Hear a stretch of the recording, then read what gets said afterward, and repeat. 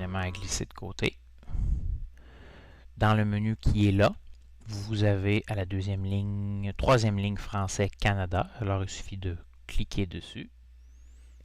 Ensuite, vous choisissez votre région. Pour nous, ce sera bien sûr le Canada. Choisir un réseau Wi-Fi. Donc, si votre routeur est bien installé à votre maison, vous allez voir la liste des réseaux sans fil disponibles à la maison. Donc, ici, pour moi, ce sera le réseau Patate. Alors, et vous devez entrer le mot de passe.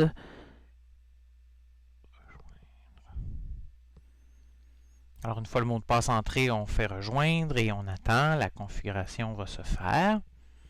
Une fois que c'est fait, on passe à l'activation de l'iPad. Donc, le service de localisation sert à retrouver votre iPad s'il est perdu. Ça peut être intéressant. Et on va le configurer comme un nouvel iPad. Donc, les restaurer, c'est que si vous essayez un iPad pour remplacer un autre iPad qui est tombé en panne, qui est désuet, qu'on veut remplacer, on utiliserait les autres choix.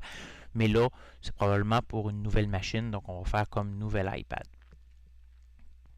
Alors là, on nous parle de l'identifiant Apple.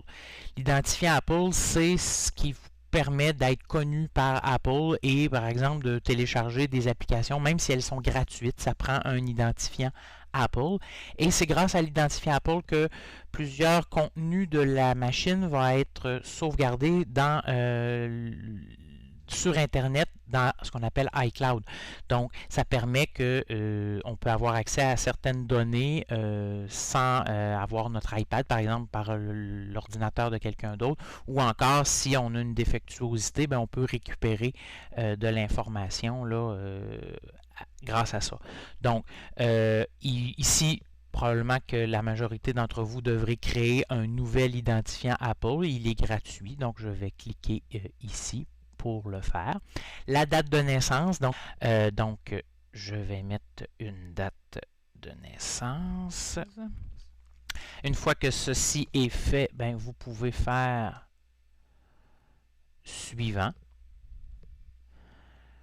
Et là, vous placez le nom. Et moi, ce sera pour l'ordinateur dépanneur, donc il va s'appeler EJM dépanneur. Le iPad dépanneur, je devrais dire.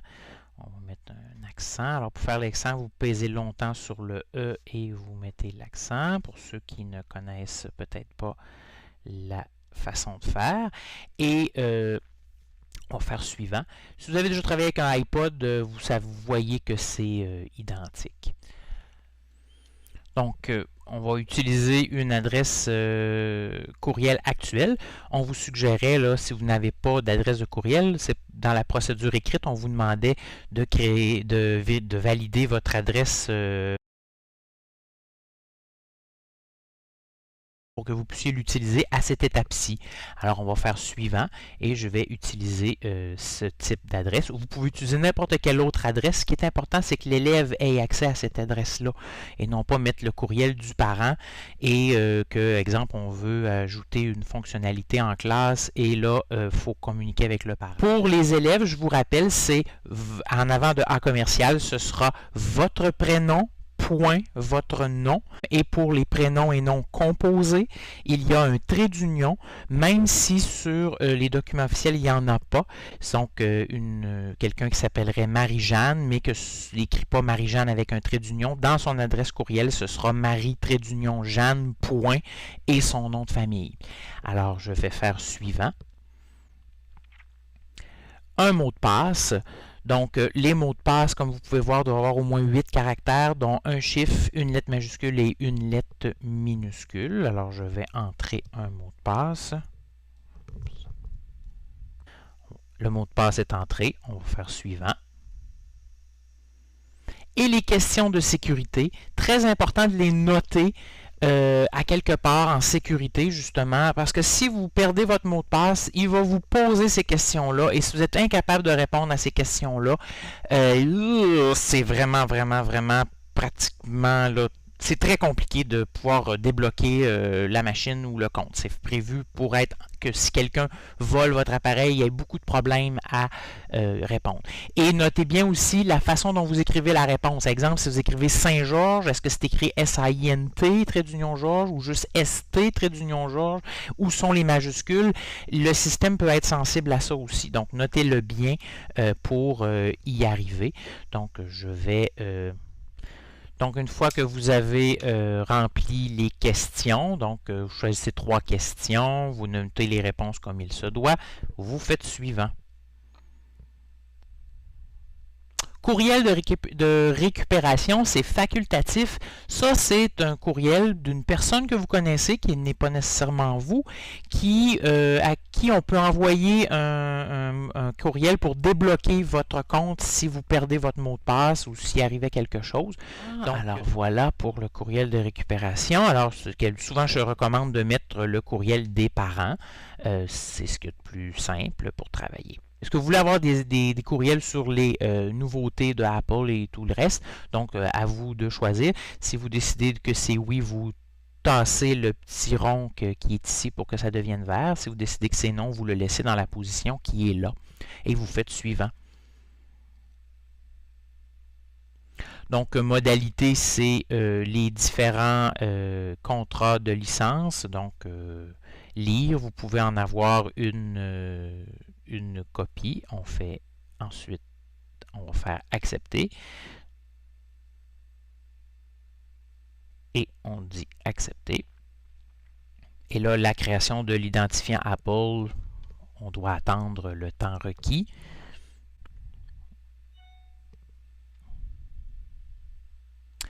Alors, utiliser iCloud, ne pas utiliser iCloud, ben, iCloud permet d'automatiquement enregistrer des choses, donc ça peut être très intéressant, donc je vous suggère de l'utiliser.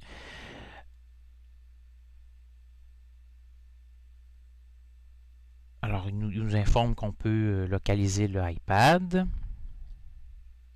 iCloud Drive,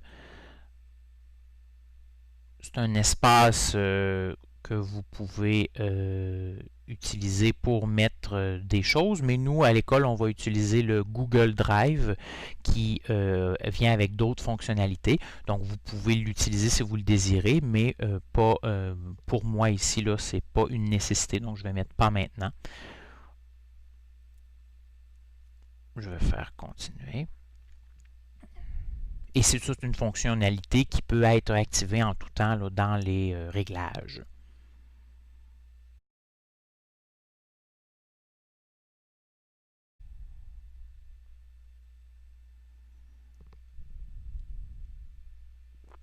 Créer un code, donc le code protège de verrouiller votre iPad.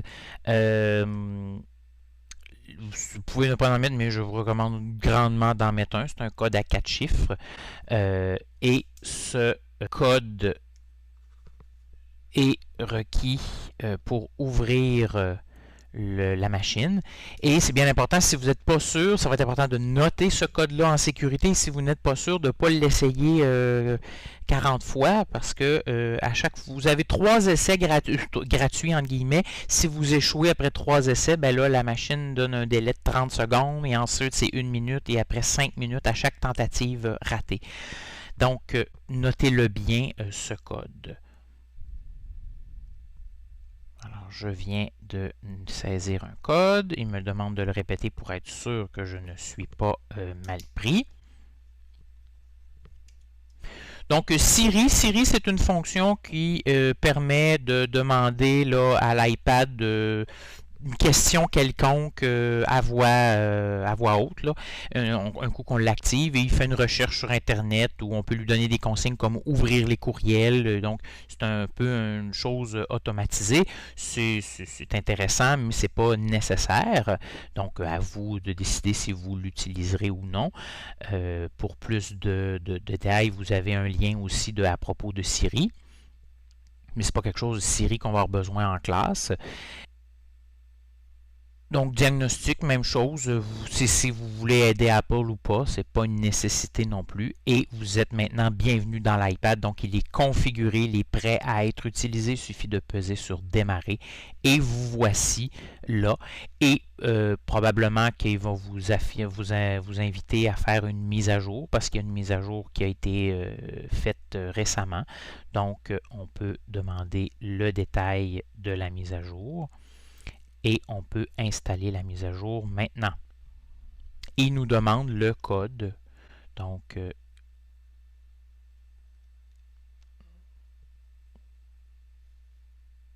il faut accepter les modalités.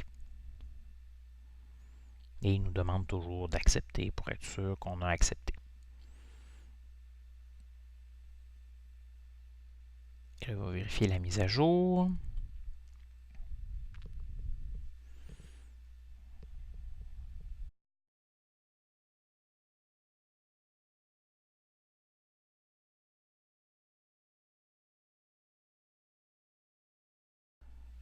Donc, une fois que la mise à jour sera faite, ça prend un certain temps, comme vous avez pu voir, faire glisser et vous entrez le code qu'il faut dans le iPad et vous êtes prêt à explorer et à travailler avec les différentes choses qui sont là.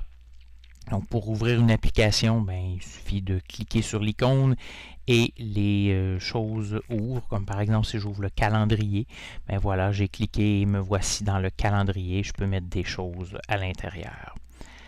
Donc voilà, en espérant que cette première ouverture du iPad s'est bien déroulée pour vous. Bonne fin de journée.